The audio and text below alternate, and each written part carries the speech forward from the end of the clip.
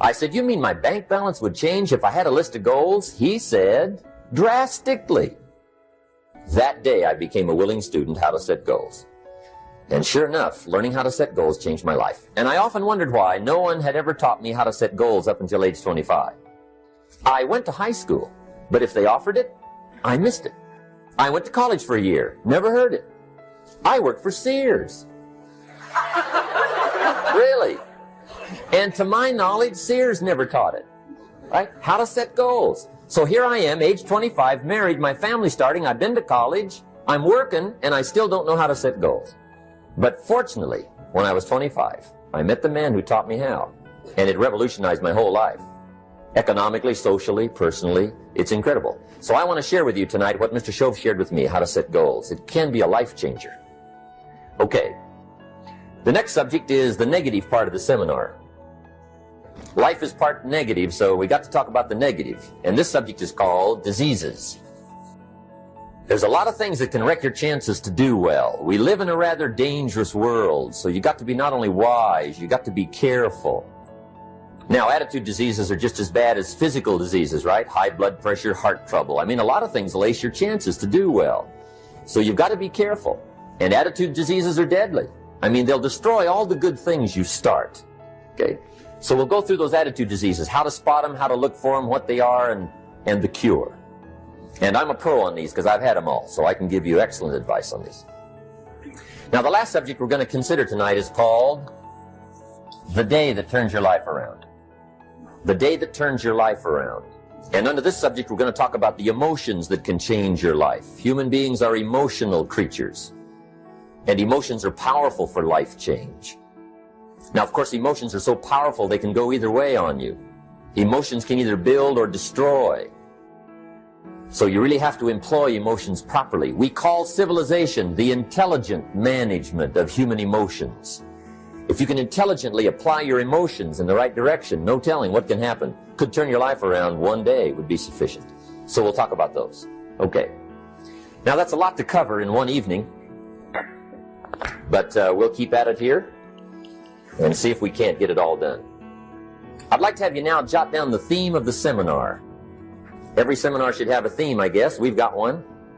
It's on some of our literature if you happen to notice it, but if you didn't, for your notes, here it is. The theme of the seminar goes like this: the major key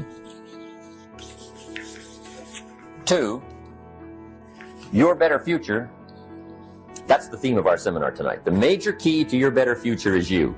And I'd like to have you underline two words just to give it some added punch. Underline the word major and the word you, so that it reads, the major key to your better future is you. Now, my first suggestion is transfer this to a card or something where you can put it up, where you can see it every day. Preferably put it up where you can see it at the beginning of the day, before you go off to put the day together. This is a good phrase just to glance at, to keep in mind as you're putting the day together. It's called the silent seminar. If you'll just let this talk to you during the day, I found it to be tremendously helpful. The major key to your better future is you. For a big share of my life now, I didn't have this one quite figured out. Among a lot of things I didn't have quite figured out. Many things used to puzzle me back in those early days. I used to wonder why two people could work for the same company, one make twice as much money. Now, see, that used to puzzle me. And maybe they were the same age, graduated from the same school, live in the same community, work for the same company, with the same products and the same services. They've got the same traffic, the same problems, and one makes $1,000 a month, the other one makes $2,000 a month. Now that was my puzzling question. Why would this long list be the same and the money twice as much? I asked, what's the difference between $1,000 a month and $2,000 a month? And I don't mean $1,000 a month, right? I could figure that out. But what makes the difference? Why would one person do twice as well, 3 times as well?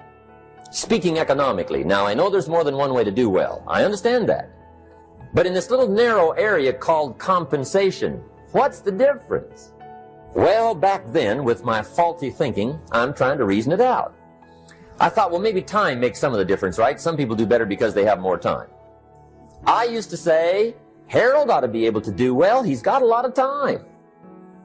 If I had all of Harold's time, I could do well. If you're resentful, there's probably something you need to say. There's certainly something you need to figure out. And so you can use it as a guide to further development. It's very much useful to aim at a resentment-free existence. And that means, I suppose, that you're taking up enough space.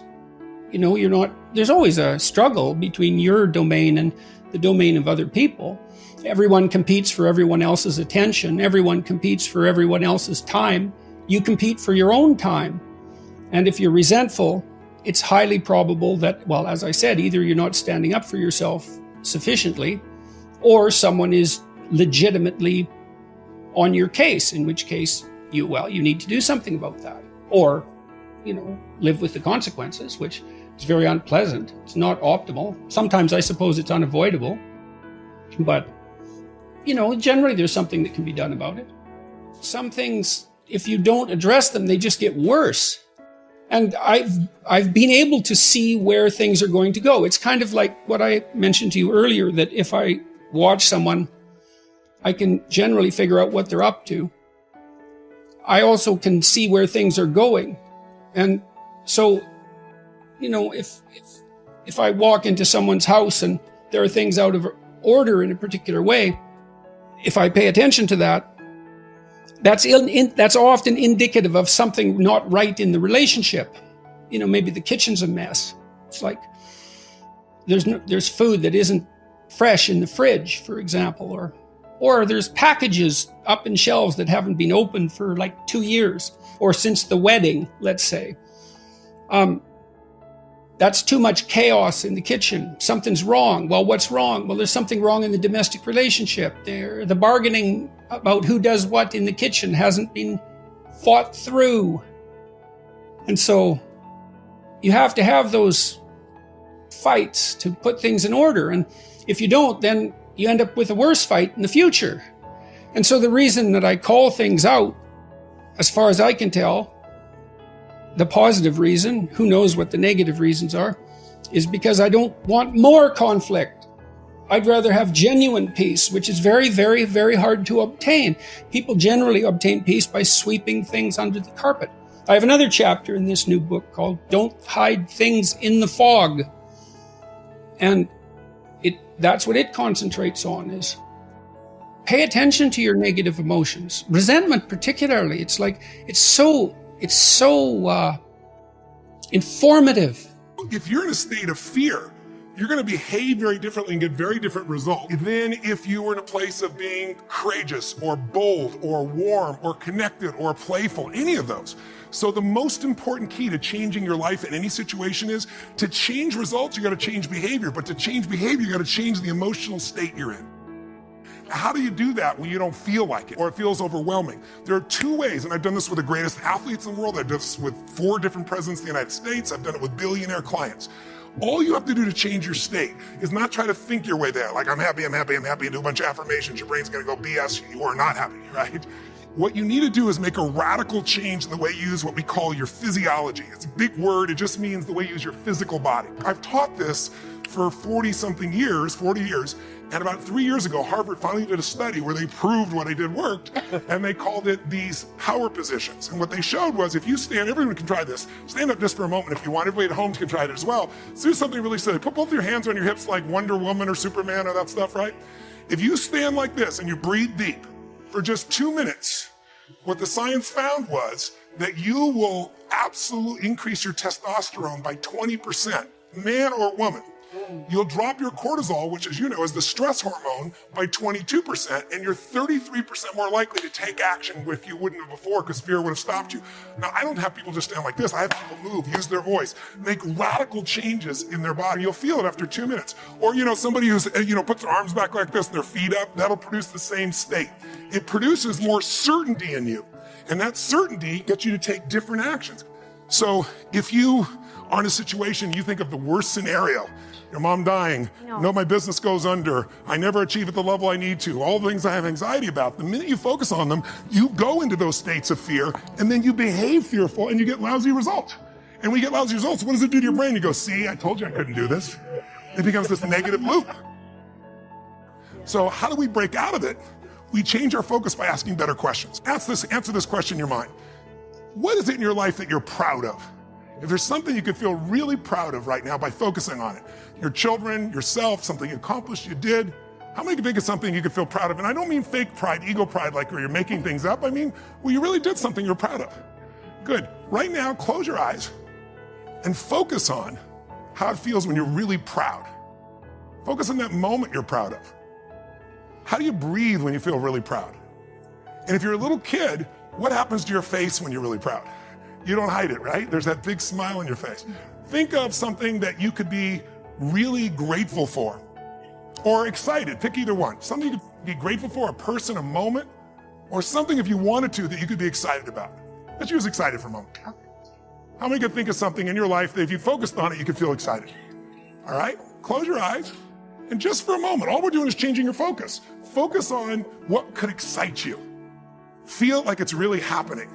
Your mom's healing, you break through in the business, you're achieving the goal you want. Anxiety is rid from my life. I'm on charge, I'm on top of it. How do you breathe when you feel really excited? Yeah. So if we change the state you're in, just by changing our focus or the way we use our bodies, it's gotta be a radical change, right? Here's my question for all of you. If you focus on what you want, life has probabilities, there's no guarantees, but you increase them when you change your state. And that's really what this is all about. Learning to change your body and learning to change your focus.